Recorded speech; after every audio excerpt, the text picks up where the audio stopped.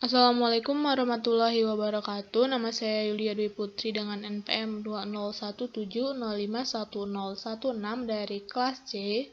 Saya akan membahas materi teori bahasa dan automata sebagai tugas ke-14 mengenai mesin Turing.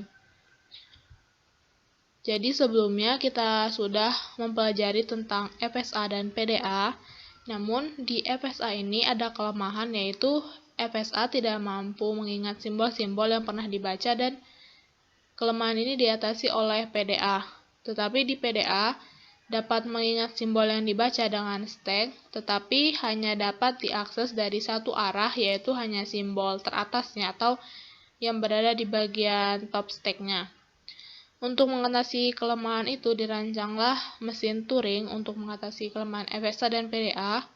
Caranya dengan merepresentasikan logika kerja mesin tidak menggunakan stack seperti di pushdown automata, tetapi diwakili oleh sebuah pita panjang tak terhingga. Mesin Turing ini diusulkan pada tahun 1936 oleh Alan Turing. Bahasa yang dikenali oleh mesin Turing adalah bahasa tanpa pembatasan atau non-restricted language, yang disebut juga himpunan terenumerasi rekursif atau recursively enumerable set. Sebuah mesin Turing terdiri atas barisan sel tersusun berupa pita yang dapat bergerak maju mundur. Ini adalah contohnya. Di sini ada bagian yang namanya tab head yang menunjuk di sini ke B. Pada setiap langkah dalam komputasi, mesin Turing akan mengubah isi dari sel yang aktif, mengubah status dari komponen baca atau tulis, dan mengubah posisi pita ke kiri ataupun ke kanan. Di sini ada alfabet tabnya. Sigma sama dengan himpunan yang terdiri dari 0, 1, A, B, X, dan Z0. Lalu ada juga di sini yang namanya blank. Ini adalah spesial simbol. Blank ini bukan elemen dari sigma ini, dan blank digunakan untuk mengisi bagian tab yang menuju ke tak terhingga. Kemudian operasi pada pita di sini ada 4. Jadi di tabnya ini ada inputan string dan juga ada bagian blank yang menuju ke infinity atau tak terhingga. Yang pertama operasinya adalah read atau scan simbol di bawah tab head, di sini bagian sini. Lalu ada update atau write simbol di bawah tab head. Move tabnya ke kiri ataupun pergerakan tab ke kanan. Di sini ada definisi formal di mana sebuah mesin Turing dinyatakan dalam 7 tuple yang meliputi key, sigma, S, kemudian delta, kemudian F, dan gamma. Di sini key adalah himpunan state-nya, lalu ada sigma.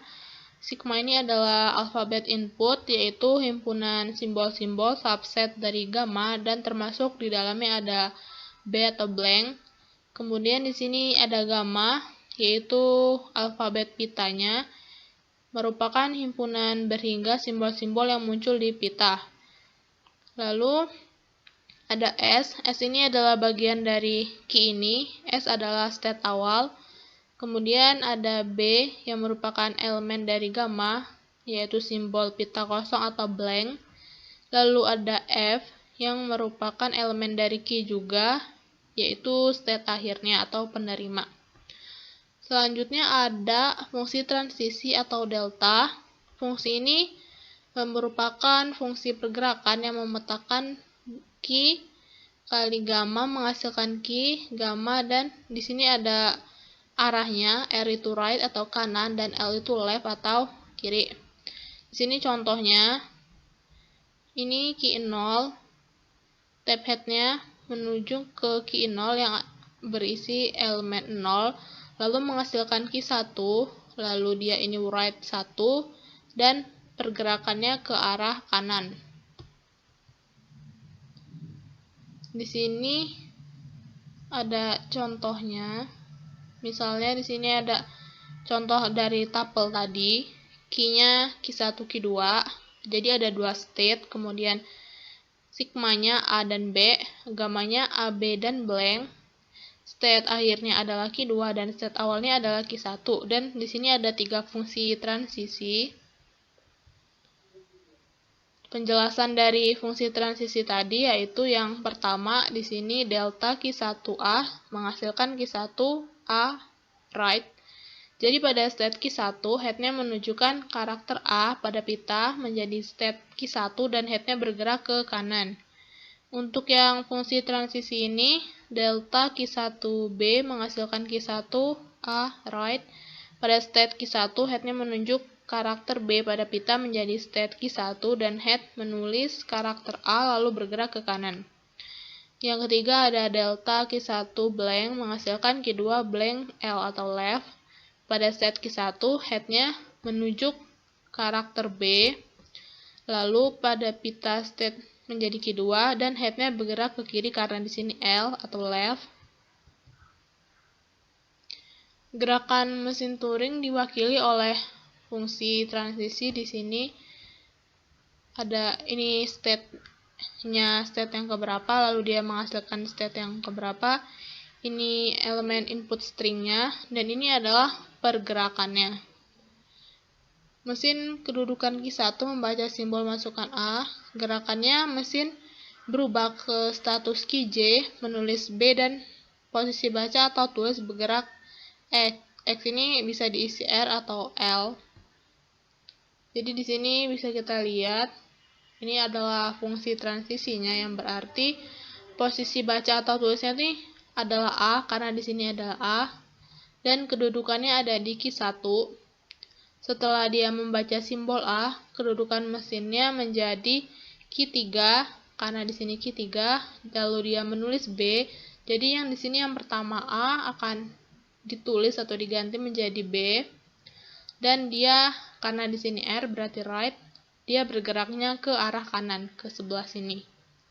Dan kedudukan barunya adalah Q3. Di sini ada contoh mesin Turing jika kita inputkan string. Di sini contoh stringnya adalah ABBBA, maka gerakan mesin Turingnya akan menjadi seperti apa? Di sini kita lihat. Ini sama seperti contoh yang di sebelumnya. Jadi ada key-nya Q1, Q2, 2 state. Ini sigmanya A dan B, gamanya A, B, dan blank. State awalnya adalah Q1, state akhirnya Q2. Di sini ada 3 jenis transisi, fungsi transisi. Dan inputan stringnya adalah A, B, B, B, A. Jadi yang pertama kita pakai fungsi transisi yang ini, yang artinya pada state Q1 headnya menunjuk ke karakter A yang di sini dan pada pita menjadi state Q1, jadi A ini jadi Q1, kemudian headnya bergerak ke right, di sini kanan, jadi di sini A, karena ini A dia akan menulis A karena di sini sudah A, maka biarkan A dia bergerak ke kanan sehingga posisinya menjadi di sini.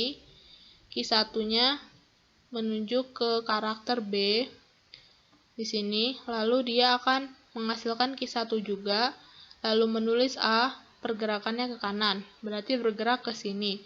Dan dari yang ini yang tadinya B akan ditulis menjadi A sesuai dengan fungsi transisinya.